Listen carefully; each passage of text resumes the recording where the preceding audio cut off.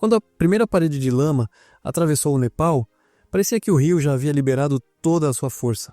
Só que equipes aéreas localizaram outro lago represado no mesmo sistema de rios, já com cerca de 2 milhões de metros cúbicos de água, enquanto mais 3 milhões podem chegar nos próximos 3 dias. A pergunta agora não é apenas o que destruiu o vale ontem, mas se a barreira que segura essa água continuará no lugar amanhã. As imagens mais recentes mostram uma grande massa de água marrom acumulada em uma bacia cercada por encostas muito íngremes.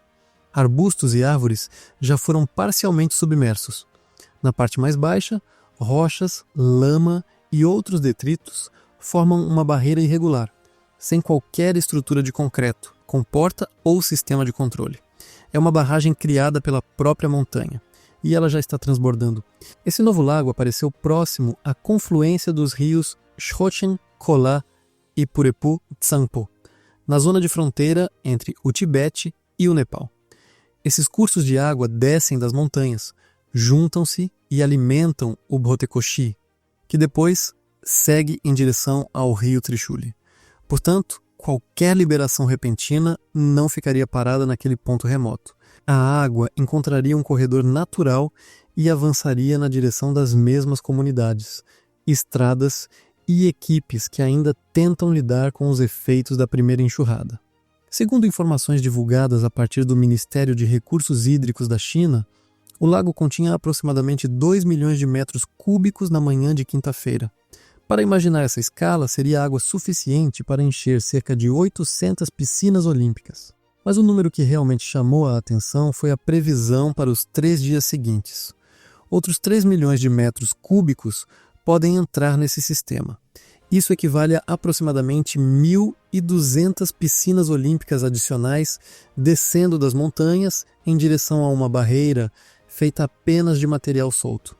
É justamente por isso que autoridades chinesas começaram a realizar simulações de inundação e análises hidrológicas. No lado nepalês, moradores de áreas vulneráveis tiveram a movimentação restringida, enquanto algumas equipes de resgate se afastaram do leito do rio e buscaram pontos mais altos.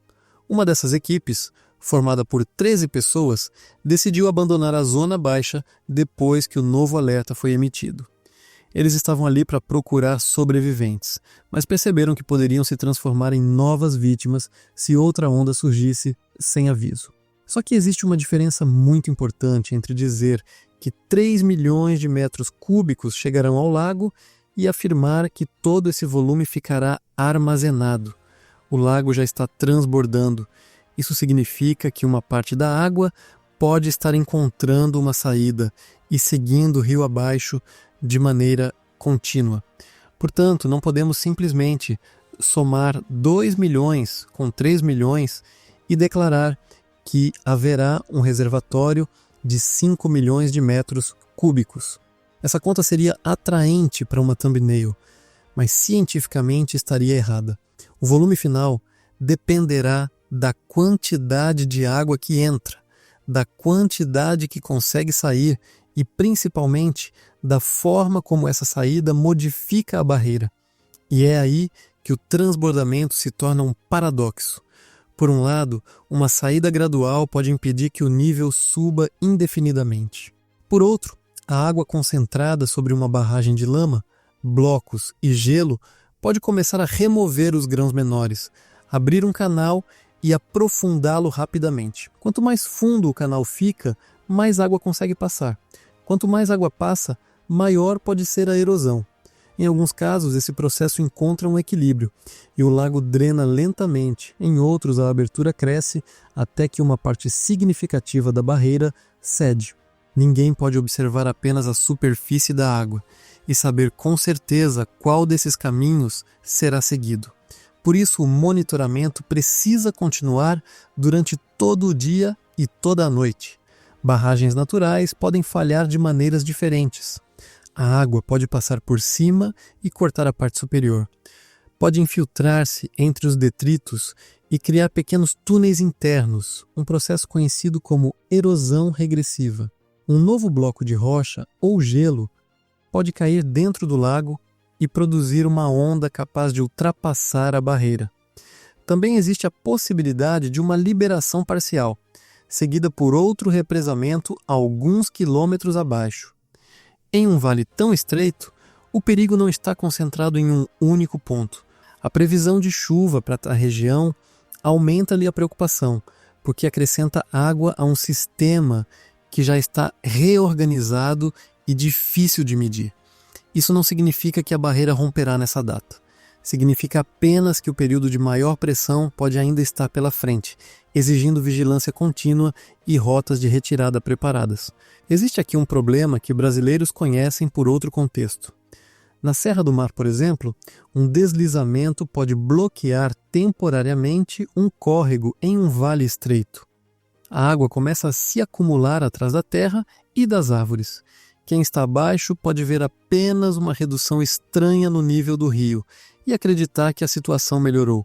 Só que essa diminuição pode significar que a água está sendo guardada rio acima. Se o bloqueio cede, a descarga chega de maneira repentina.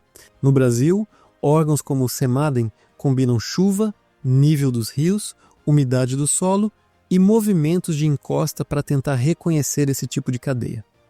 No Himalaia, o desafio é ainda maior, porque o evento começou em alta altitude, atravessou uma fronteira internacional e desceu por um corredor onde muitos sensores, estradas e meios de comunicação foram danificados.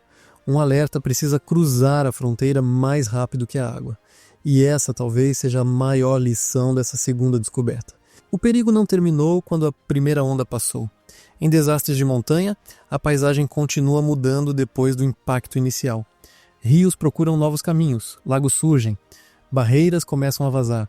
Equipes entram no vale para ajudar justamente quando novas encostas e novos represamentos ainda estão sendo formados. Por isso, a retirada preventiva de moradores e socorristas não representa exagero. Representa o reconhecimento de que o sistema ainda está ativo. Neste momento, não existe confirmação de que uma segunda grande enxurrada acontecerá. O lago está sendo monitorado, a água já possui alguma saída e as autoridades realizam simulações para entender diferentes cenários. Mas também não existe base para considerar o vale estável. O volume continua aumentando, há mais água prevista para chegar e a barreira não foi construída para controlar nada. Ela é apenas o resultado temporário de uma montanha que acabou de se desfazer. O primeiro desastre revelou a força da água. O novo lago revela que a história ainda não terminou. E talvez ele também tenha nos mostrado a peça que faltava para entender de onde veio a primeira parede de lama. Durante algumas horas, o próprio vale pode ter se transformado em uma represa invisível para quem estava rio abaixo. Agora, essa represa está visível.